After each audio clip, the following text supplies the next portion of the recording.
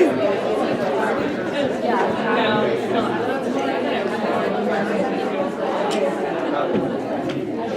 there, good morning. Good morning. Oh, let's try this again. We're all going to be teachers, y'all. Okay, good morning. Good morning.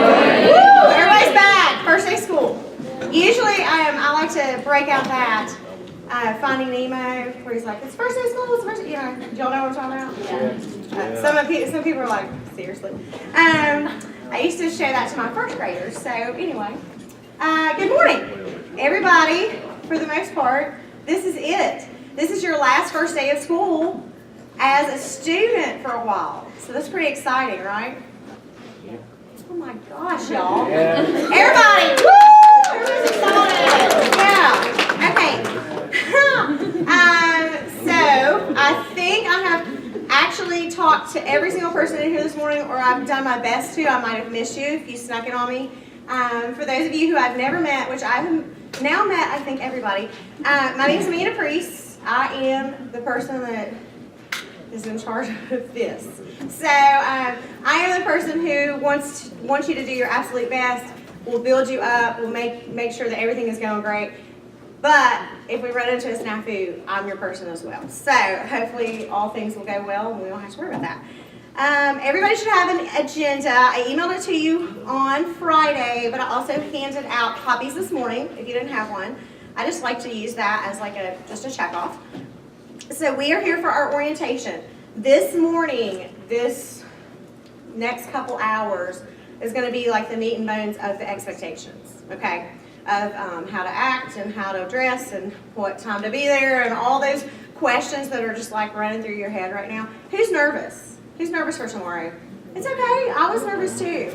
You know, the beauty in this is that I was once in your shoes a long time ago. and I was a non-traditional student.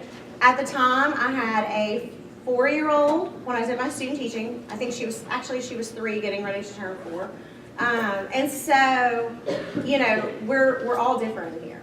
But we all have the same fears and the same, you know, nervous tendencies. So I don't want anybody to be nervous. I want everybody to just take a deep breath, soak all this in. I'm available for any and all questions. And let me just preface by saying, some people will think, oh my gosh, that's such a stupid question. I probably shouldn't ask that. It's not, because I guarantee that there are 2 or 3 other people in the room who have the same question. So just know that. We'll take breaks for questions as we go along. If you think of something you need to ask, write it down. That way you don't forget. I'm really bad to forget things. So just jot it down on your agenda I gave you, and then that way we can bring it back up. All right? We good? Okay, first things first, I have to go over the syllabus with you. And I've also emailed this to you. It'll be available electronically through your Blackboard as well. So basically, this just goes over the general description of your student teaching. And so we are just going to touch on this very briefly because everything that's in this is in the information I'm going to give you. All right, so your student teaching, everybody in here should be registered for either 6 to 12 hours of student teaching, depending upon if you're undergraduate, MAT, if you're just doing one placement, you know, that sort of thing. So if you haven't paid your bill, you might want to check. They've probably dropped you from student teaching. Just kidding. So anyway, it is phased in. We do phasing in of the teaching where it's observation, then full-time teaching, and then reflection. There are the objectives here. Background check, we don't have to worry about. We will talk about that in a minute, but everyone here should have a West Virginia student teaching permit, okay? You should be able to get on the WVDE website, which I sent you the other day, on the cert check, and pull up a PDF of your certificate. Print that off. Put it in your notebook. You know how all of these other clinicals you had to take your Castle branch? This replaces the Castle branch. So if there's any question when you get there tomorrow morning about this, there are a couple of schools who still sometimes have some confusion about this. Just give them my number, okay? Have them reach out to me. This takes the place. That fingerprinting that you had done, that is your background check, all right? Everybody good on that? Okay, usually there's some question. This goes over the evaluation, the attendance, and the seminars and the observations. We're going over all this. You can read this on your own if you'd like, I've sent it to everyone's email. If you did not get it, you need to let me know so we can make sure you do get it. All right? Okay, so on the agenda for today, we're going to talk about the expectations and the professionalism in the classroom. After I finish, Dr. Lucas and Dr. Watson will come over and talk to you about your teacher performance assessment, or the, I can't make any like musical, like terrible noises, the TPA. Everybody groan. Ugh. Who's heard of the TPA? Okay, I'm just going to go ahead and just say this. Don't believe everything you hear, okay? It's really not as terrible as what you've heard, so we'll talk more about that. We'll break for lunch, and when we come back, Dr. Backus will be here to talk about our professional development schools, some initiative we're working on through trauma in the classroom and dealing with students who are victims of trauma. I think she may also bring a couple special guest visitors with her, which you will love. Beth Waugh is going to come over from Career Services. She is going to talk about building a professional resume. She is awesome, and she's been coming now. I think this is maybe her third or fourth time. I'll have her come back at our final seminar and sort of wrap up again what she's talking about today. Listen, she does a great job with this, so when she's here, you really need to pay attention because your resume will be great once it's over. And then at the end, your university supervisor will likely be here. We may have a couple who can't make it today, and we'll do a breakout session, okay? So you'll get to know them a little bit better, some expectations from them, that sort of thing. Does anybody have any questions right now about any of that? We good? Okay. All right, so I just thought I would start things off with this video. And I know, if you know me, I'm a little hokey. Who in here has had me for class? I've got a few. Yeah, there's a few of you. I'm a little bit hokey, not super hokey, but a little bit. But I found this the other day, and I just thought, you know what, this guy has it together. So I just wanted to show this to you this morning. I hope that our sound is up and all that. If it's not, you can watch it later, but we'll try. Watch the sound. Oh, it's working.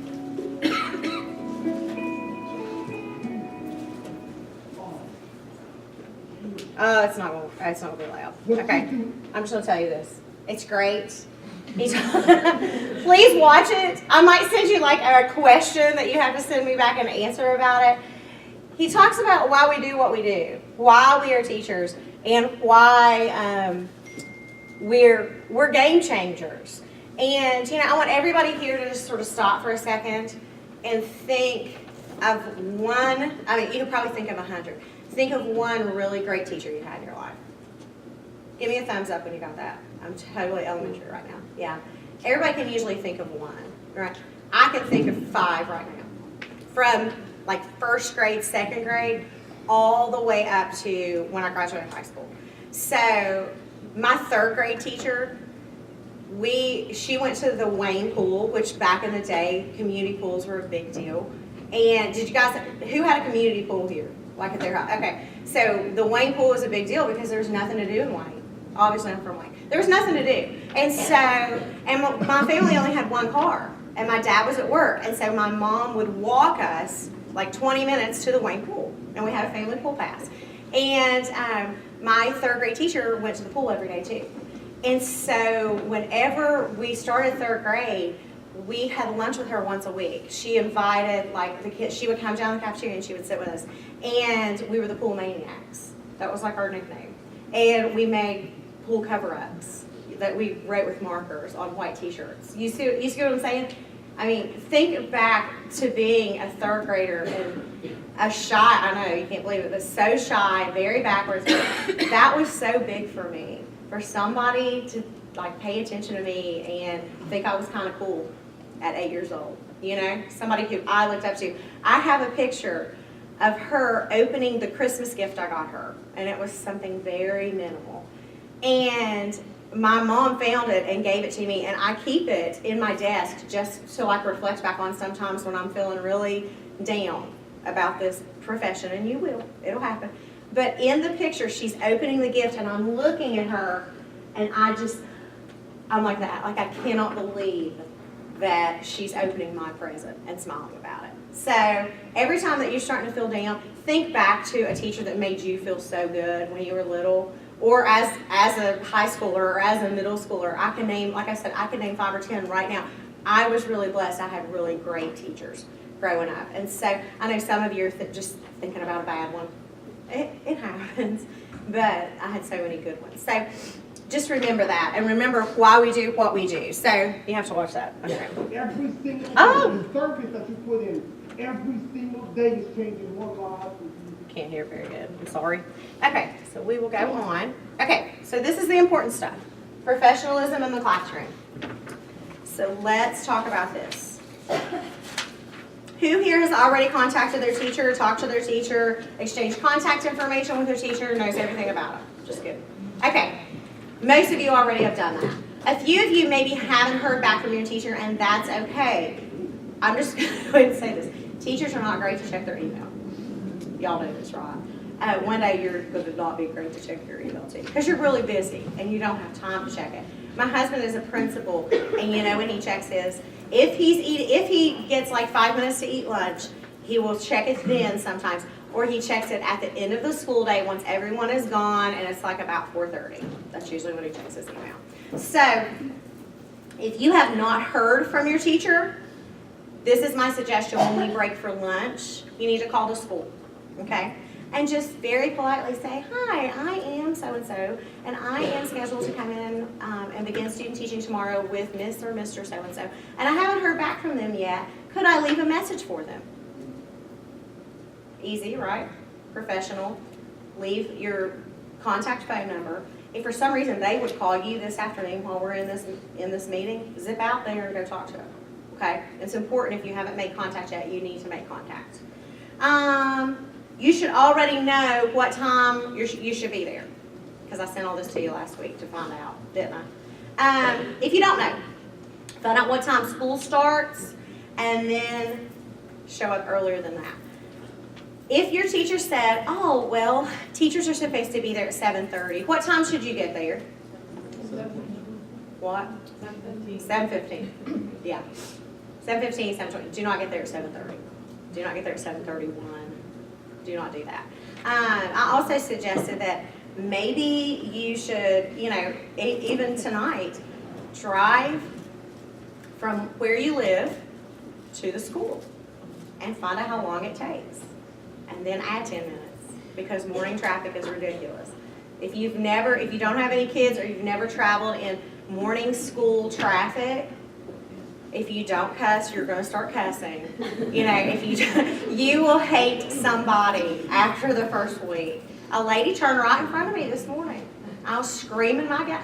And my 12-year-old said, they're not supposed to turn there. I'm like, I know, they should know. She knows. I know. It's the rules. Follow the rules, people. And so anyway, time yourself, add 10 minutes. I would just totally do that. Know where to park. Don't park in the principal's spot, or don't park, know where to park at. Check in at the office. Introduce yourself. There are so many times, and I'm going to reference back to my husband a lot today, because he is a principal. He's been a principal for a long time, and he gives me little tips all the time, little pieces of advice. If somebody comes into his school to substitute or to do a clinical, and he is in the office and they ignore him and don't introduce themselves, it's infuriating to him, because that's his school. Okay, so make sure you introduce yourself to everybody in the office. Remember their names. People who you need to know. Who do you think I'm going to say? Who said the secretary? Know the secretary. Know the custodians. Know the cooks. Those folks will take care of you. And if you are good to them, they will be good to you right back. All right? So make sure you open up and have good rapport with those folks.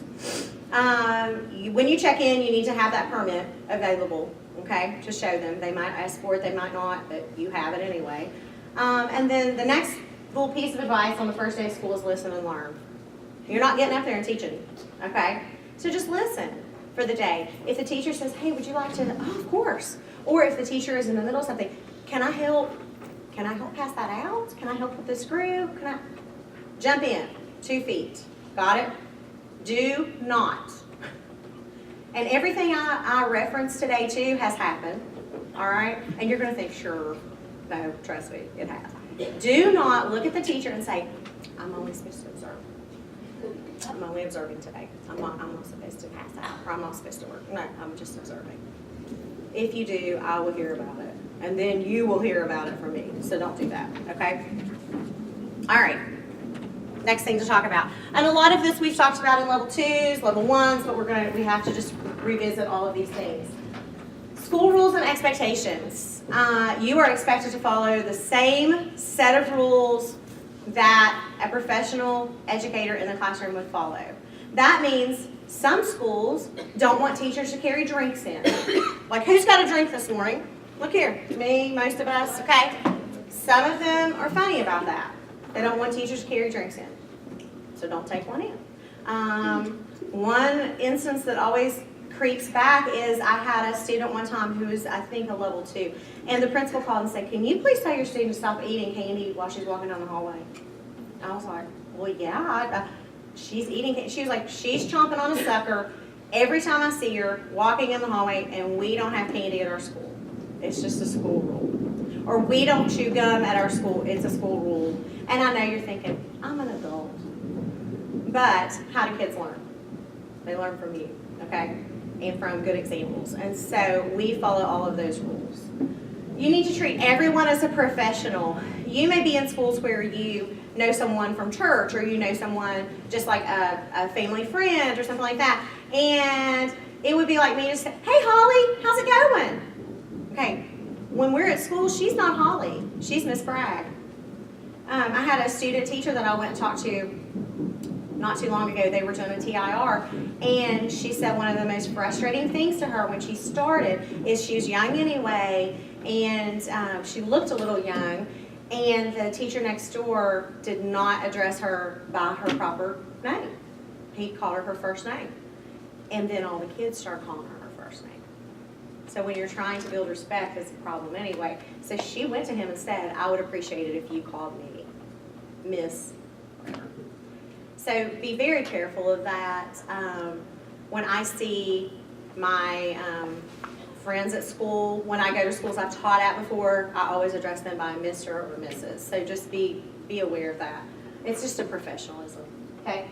Keep an open mind and take advantage of expertise and experience.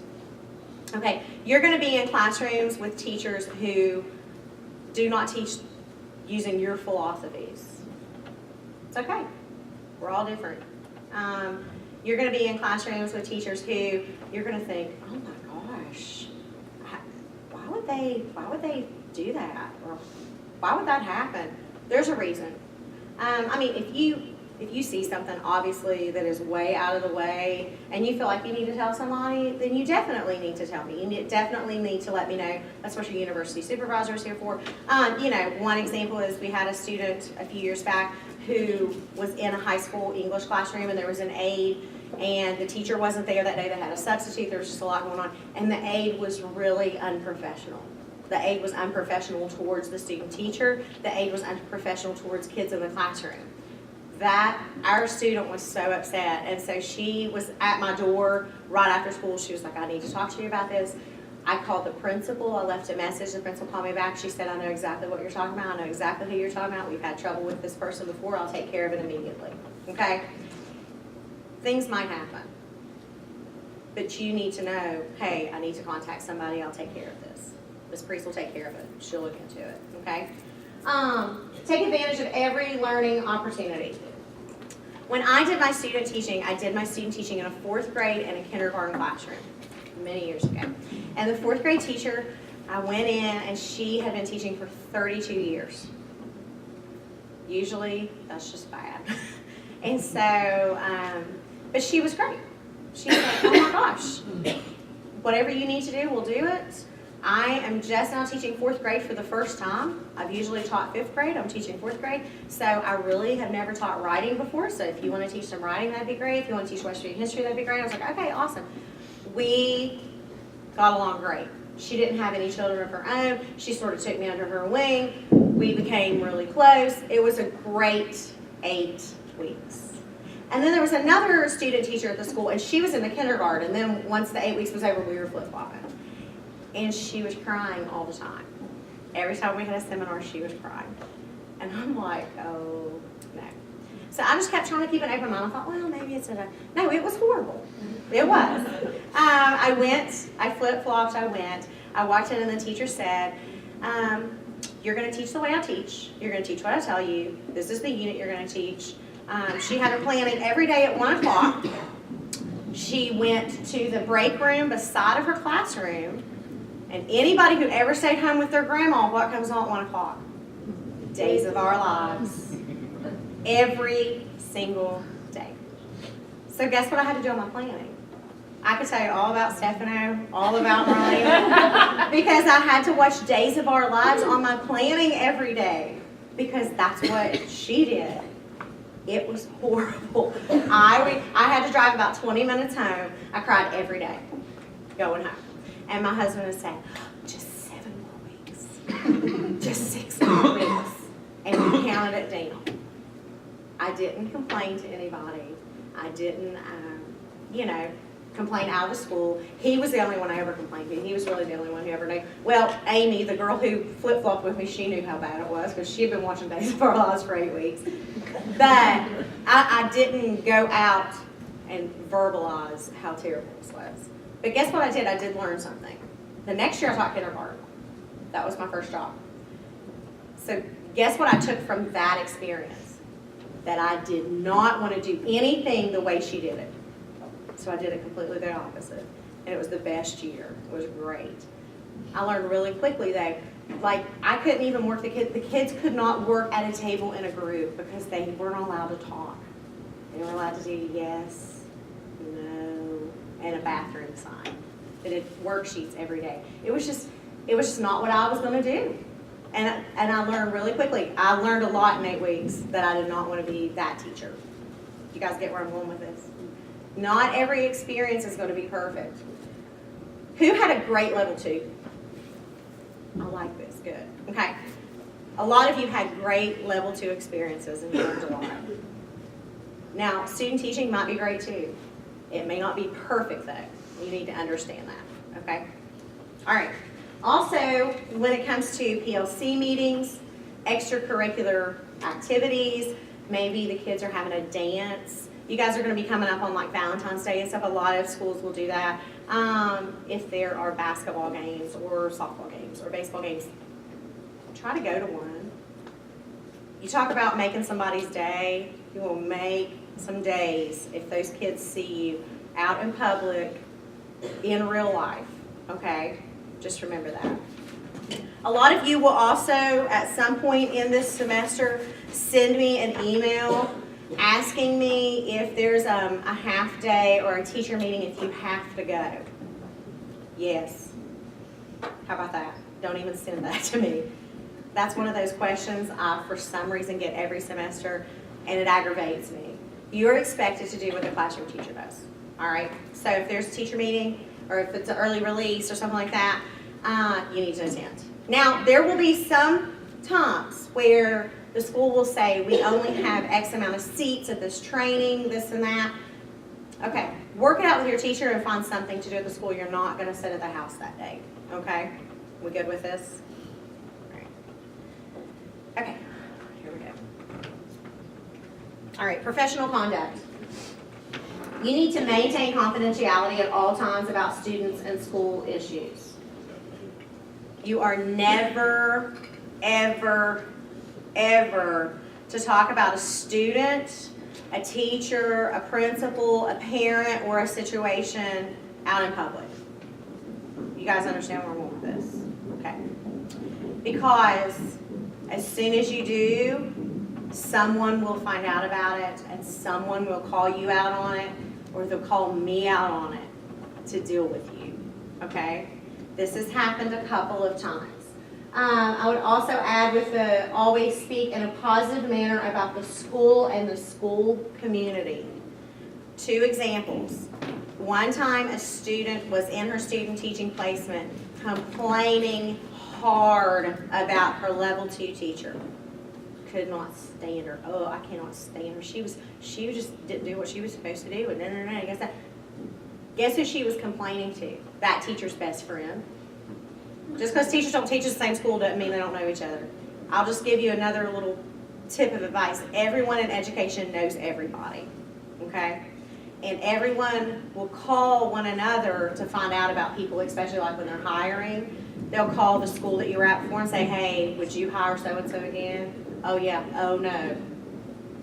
If they say, oh, no, you might as well just forget it and mark your name off. Because they will share that sort of information with one another.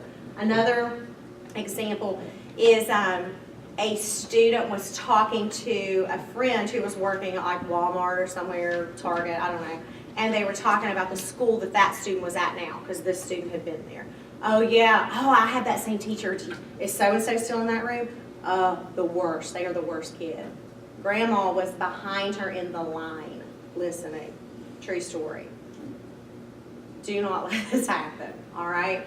If you feel like you need to talk about something, like I said, or tell someone, bring it to me, okay? And I will listen. I will maintain confidentiality at all times, and then we will move on, okay? Understood? All right, treat students as individuals with respect. That's a major complaint in even classrooms of seasoned teachers who have been teaching for 30 years. Is that, you hear oh, you're getting so-and-so. Good luck with that. So you already have a preconceived notion of how the student is going to act, whether they're in middle school or high school or elementary school. And then you just go from there. Don't do that. Treat everyone as an individual. Because not everybody, is everybody in here exactly the same? No, not at all. Everybody in here has different needs and different learning needs. Okay? As a mother of a child who has ADD, I can tell you right now it is very frustrating when all the kids are just, the same. Because she's not. And I don't make any excuses for her, and I don't expect her to cut any slack. I think maybe I force her to work a little harder, and I expect a little more. But don't treat her like everybody else as a group. That goes for group punishment too. Never, ever, ever do that. That's just kind of a little sidebar. Okay, never counsel students or meet with parents without the presence of the cooperating teacher. Okay, you do not have a license. You have a permit, a student teaching permit. Therefore, you are never, ever to meet with a student alone or to meet with parents without your cooperating teacher. Is that understood? This is just a legality safety measure for you. Okay. All right. The next thing we're going to talk about is pretty serious, and this one, and it involves a lot of different things. Back in the day when I was student teaching, this was not a slide, obviously. Nobody even had a phone. So, I had a bag phone you plugged into the cigarette lighter, I think. Have y'all ever seen one of those? Who's that? Yeah. Some people are like, no, I've never seen one. It's true. It's gonna look like a little suitcase, so you plug it in. Anyway, this is pretty serious, and so I need everybody to just really take all of this to heart. Okay? You are not to use your phone in the classroom for texting, calling, or social media use. Some people will say, well, can I use my phone as a timer? I use my phone for Kahoot. I use my phone for what's the, why can I not think of the word? The discipline, elementary. Say Dojo. I use my phone for Dojo. Okay, that's fine. It's totally fine. And if I had an iPad, I would probably just bring my iPad and use it because it's just easier than using your phone and looking at it little all the time. Okay, you are not to be on your phone scrolling. You are not to be on your phone texting. And you're not to be on your phone talking on the phone. Is your classroom teacher going to do that? Probably. Guess what? They have a contract. You don't. Okay, so we follow this set of rules. Because here's what's going to happen. Even if they don't call you out on it, which most of the time they will, or they'll call me out on it to call you out on it, they'll still tell me about it. One of my best friends took a student a few years back, and I was like, hey, how'd that go? She was like, she was good, she was fine, but she's on her phone all the time. I said, why didn't you tell me? Well, it wasn't that big of I don't know. Don't do it, okay? Because now when I think about that student, that's the first thing I think of was she was on her phone all the time. And it's just annoying, okay? Do not friend students. The first thing that's going to happen when you show up tomorrow and all these kids go home, okay? is if you're in a middle school or high school, they're gonna friend you. They're gonna look you up first. If they don't friend you, they've already looked you up. If you're in elementary school, what's gonna happen? Parents gonna look you up. I'm a mom, I'm looking you up. I wanna know what you're doing. I wanna know what your profile picture looks like, okay? They're gonna look you up. Do not accept students as friends. Just don't. If you don't know somebody, if you don't know, if a parent friends you and you don't know them, don't accept them. Do not. And if anybody says anything, just say, oh, the college tells us we can't do that. It's fine. Now, there are a few of you in here that are going to ask me this question. What if I have a relationship with somebody already? Like, what if I'm in Huntington High and I go to church with 3 kids who go to Huntington High and I already have them as friends and they're in classes that I'm going to be teaching? Okay, that's fine. I can't force you to do anything when it comes to this. I can just make a hard suggestion. Is that okay? So I'm just telling you right now, I would not do it. We've talked about this because you have heard this speech before when I've done my level 2 talk with you. But if you have social media sites and they're not set to private right now, you better set them to private 5 minutes ago. Okay? Because your teacher's already probably said your name, oh, you're coming tomorrow, and they're already looking for you. Okay? You need to be set to private. That still doesn't guarantee anything, and I hope you all know that. I've got some examples of some things that have happened in the past little bit. You've heard about them on the news. Probably you might have even heard about it this morning. Okay? So there was a teacher at Huntington High who was fired over her Twitter account, which now she is in turn suing over her First Amendment rights. But they dug that Twitter up from like 3 years ago. Okay? Andrew Jackson Middle School had a teacher arrested for inappropriate photos. Those were sent through Snap to a middle school student. And when I asked one of my student teachers who was teaching there at the time, after the fact, she said, I would have never dreamed that in a million years. A million years. So she's now in major trouble. I mean, Kevin Hart, this whole thing with Kevin Hart, that just keeps coming up. These are things that we don't really, some of us, some people use their social media platforms for political stances or, for things like that. That's fine, it's yours. It's your social media. But you need to know who can look at it and who is seeing this. Who follows me in here on social media? There's a few of you. Friend me right now, I don't care, I'll accept you. Because you know what you're going to see? You're going to see pictures of my kids. You're going to see pictures of my dogs. You're going to see my Insta story on how I meal prep for the week. You're going to see whatever I'm trying to sell on Facebook because I'm remodeling my house right now. I'm trying to get rid of stuff. You're going to see some teacher-related stuff. But are you going to know if I'm a Democrat or a Republican? People in here? No. You don't. Because that's my private. That's my private life. I have my social media set on private, but I allow my students to friend me. It's a good way for us to keep up with each other. And after you're gone, I like to try to know what's going on. If you friend me or if you try to follow me on Twitter, I will likely not know about it because I only have one, so I can look at my kids' Twitter. Yeah. And ball her out if it's not nice. So, because she's an adult now, but I still am balling her out. So, my point is this. Be very careful. When she was a freshman in high school, she was on Insta and she was doing this, and I saw just boobs everywhere on somebody. And I'm like, who is that? And she said, my math teacher, who I had never even met. I mean, this is like September, October. And so I have already made my judgments, right? And I really try hard not to do that. But I'm like, oh, that's who that is. Interesting. Be careful, okay? Definitely don't post about the school, your classroom, your students. Some people you will see like on teacher websites where they will maybe have a picture of them with their students. The students' faces are blurred out.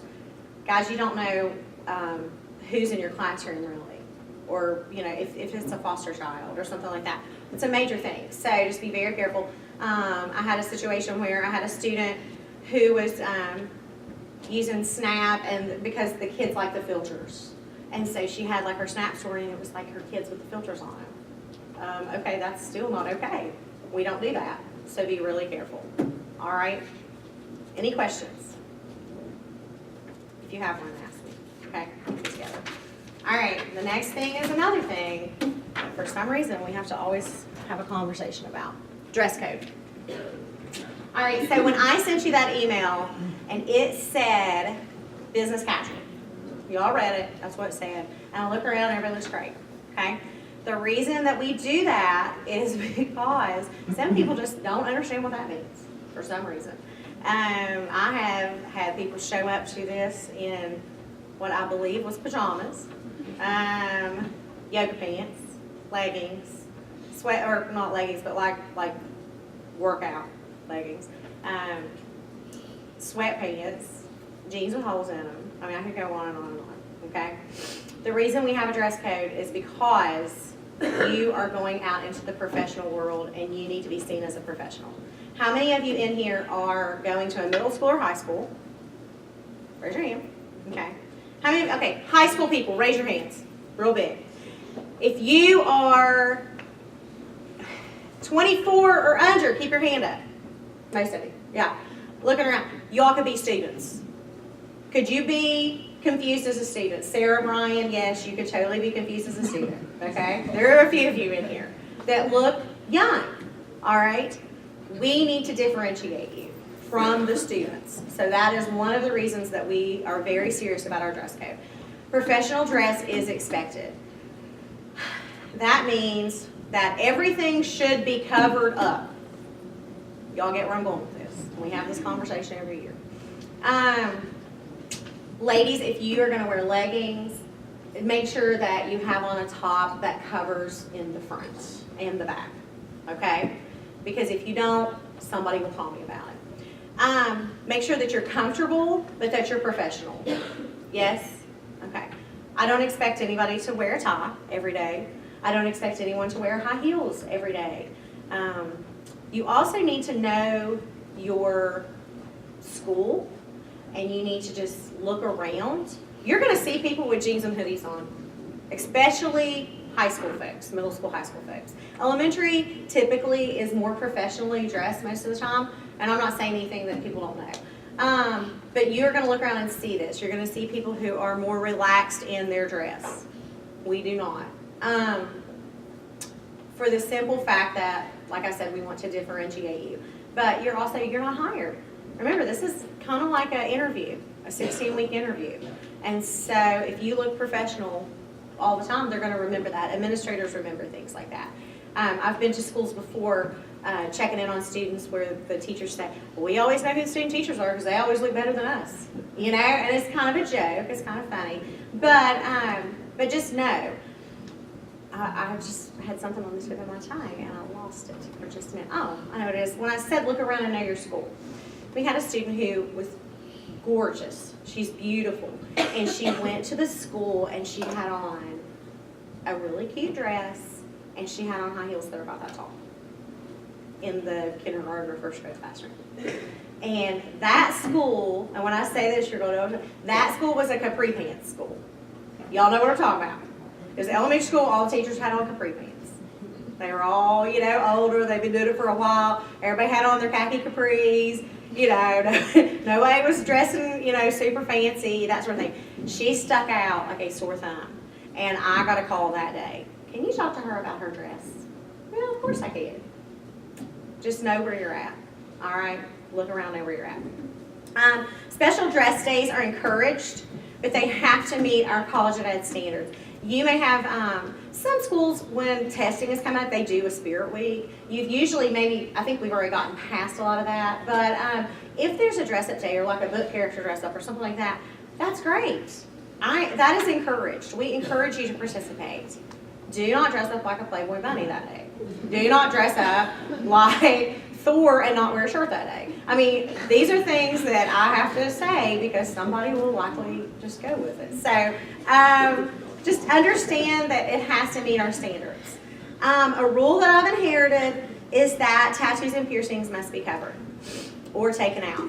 This does not include ear piercings, obviously. However, if you go into the school and you go into the classroom and you talk to the teacher, and let's say you have a nose stud, or let's say you have a tattoo right here on your wrist, typically as long as it's not distracting, but they will have to clear that and approve that, okay? So you'll need to talk to them about it. ID badges must be worn at all times. This is a non-negotiable. If I go out into the schools and I come into your classroom, I have an ID badge from the ID office that I clip on that has my picture on it, that identifies who I am, okay? You have to have your ID on, because guess what? When you go to the school, the principal will have his ID or her ID on, the teachers will have their IDs, the custodians will have their IDs, everybody has to be identified.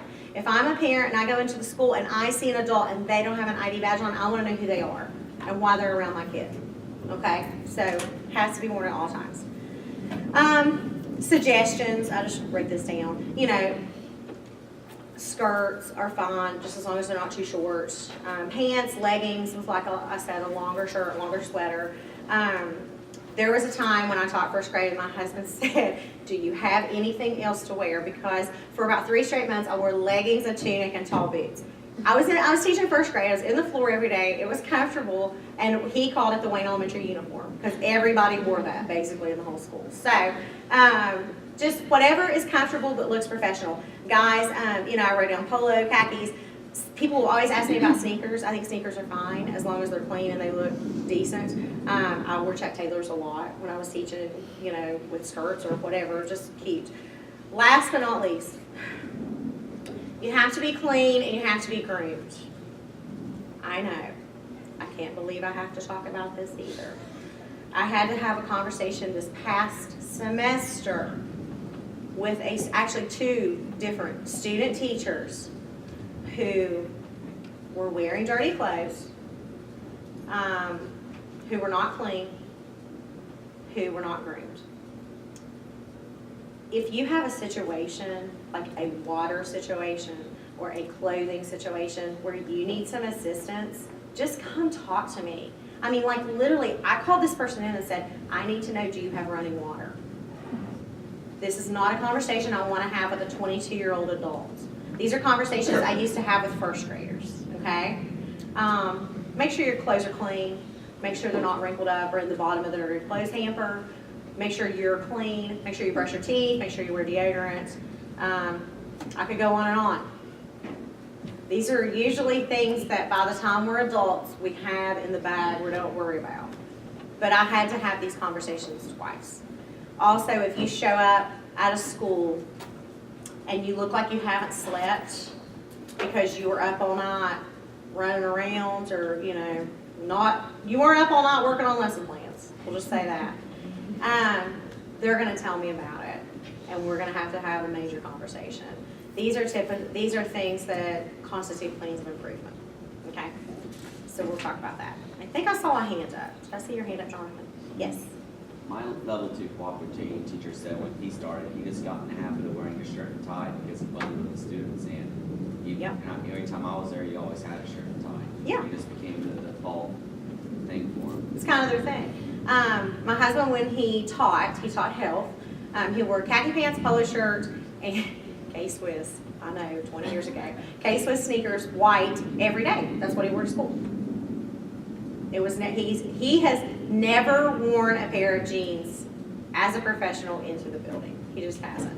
Once he became a principal, he wore a tie every day. Now he's kind of moving away from that. He came in the other day, I had to tell him, I was like, do you have a meeting? He was like, no, I just thought I'd wear a tie today. I was like, oh, good, because you have a million of them. Wear one, you know? So people need to differentiate you, like I said, from the students. All right? Okay. Now, next thing.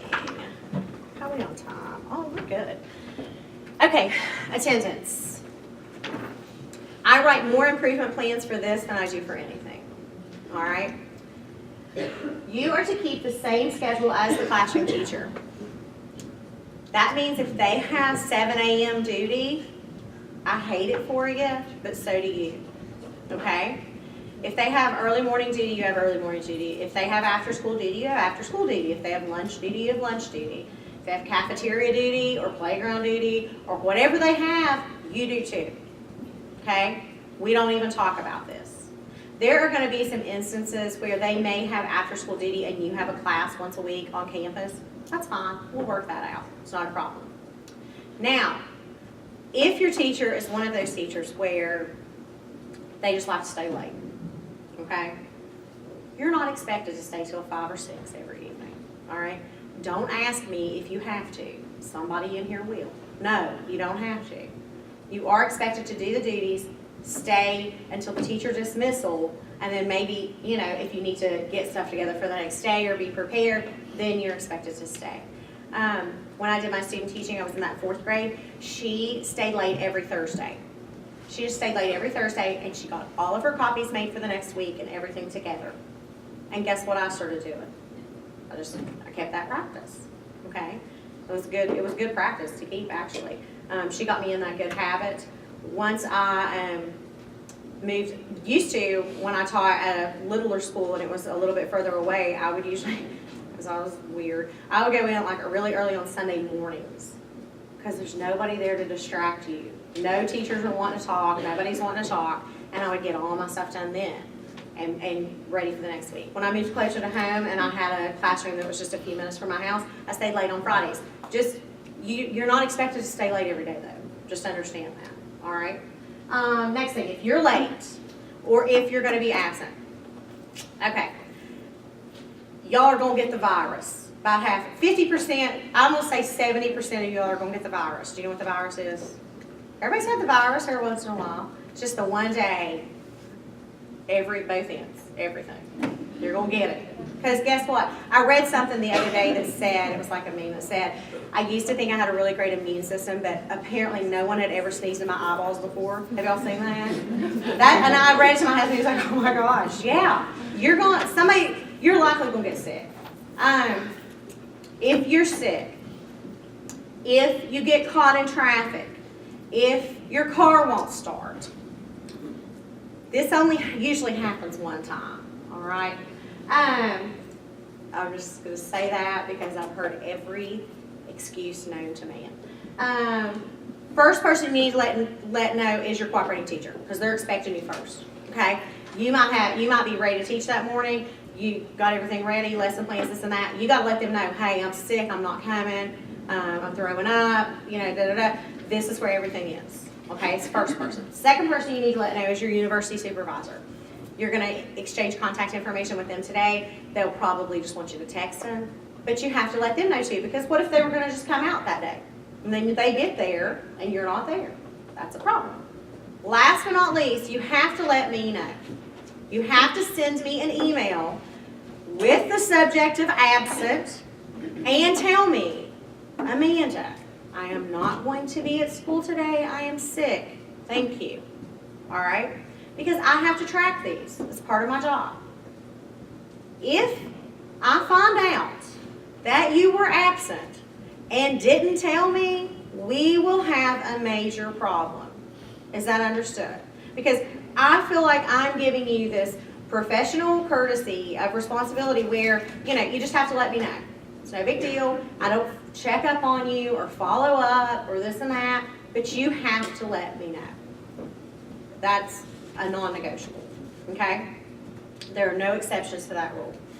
All excused absence, all unexcused absences are made up at the end of the second placement. The second placement is tentatively scheduled to end on May the 3rd.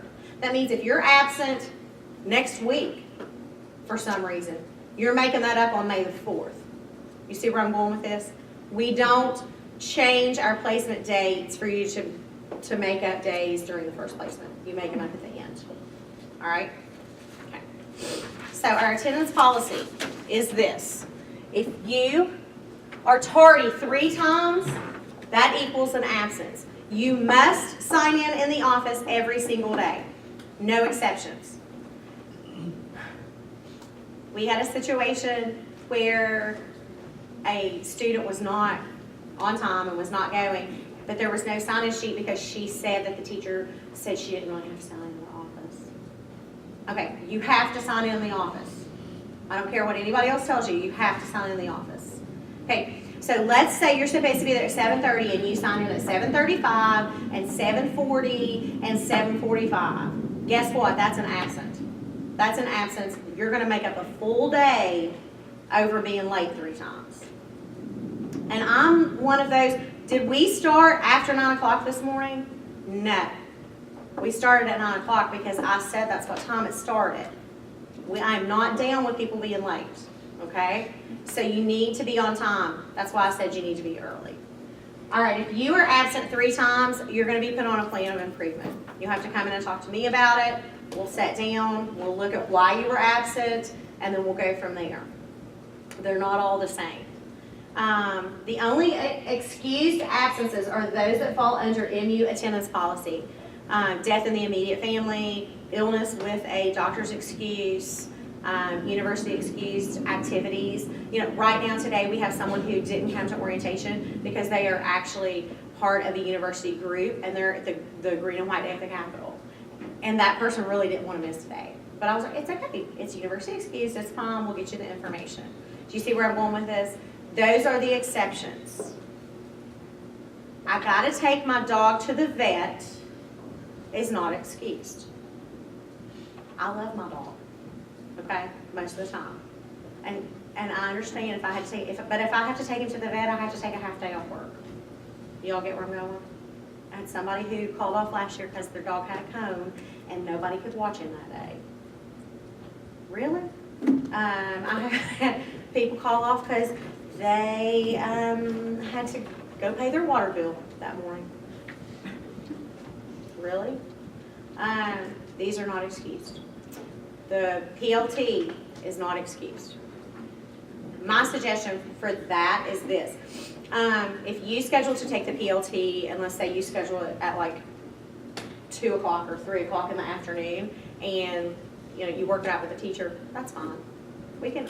I'm not a total tyrant, but you're not going to schedule it at 11 o'clock and not go to school and think it's excused because it's not excused. Okay. Once you're a professional, once you're a teacher, you'll have sick days and personal days, and you have to use them in a certain way. You don't just get to roll in late. That's just not how this works. All right? So if you have a question about whether something is excused or not, you can ask. Let me know. The last one on here, inclement weather, somebody is going to ask. Hey, y'all, listen. If school's closed, you don't have to go. I have had the question, well, if school is closed because of snow, is it counted against me? How can I count that against you? It's not open, okay? Use your brain. If it's not open, you can't go, so I can't count it. Sorry, it's just one of those things that drives me crazy. First thing I would do is I would sign up for the text alerts for whatever county school system you are going to be student teaching in, or whatever school. Most schools have their own text alert. If you have not signed up for my text alert, that remind text, do it. Because there have been instances, actually this time last year, I'm pretty sure, it snowed on this day. And I think that like the surrounding counties were either on a 2 hour delay or they were closed. And so it's a lot easier for me to send one text message that goes to everybody than it is for me to get on my email, find my address book, write the email, and send it. And then hope that you checked your email. You get where I'm going with that? Sign up for the text. It could, I rarely use it. I only use it if it's really important. Or, like it'll say, please read your email today. Okay? Hey Amanda, Yeah. can I throw something in real Please. quick since you're talking about Remind? I don't know if you've seen it yet, but they sent out an email this morning at 8:30 that they're going to discontinue sending text messages to people who have Verizon. Oh, So they are recommending if people have Verizon to download the mobile app or enable email notifications so that they'll continue to keep okay. getting notifications. Well, I'm glad you said that because I have not checked that since then. I was over here. Like Verizon's my, about to start charging them for every text message that goes to a Verizon number. money, everything. Like my watch right now is buzzing. Guess what it is? Wayne Middle School parents. Reminder, PTO meeting tonight at 5 p.m. You know what I'm saying? Get this. Sign up for this so you know what's going on. But I'll look into that. We'll figure that out. Inclement weather. If the school is on a 2 hour delay, you're on a 2 hour delay. If the school is closed, you're closed.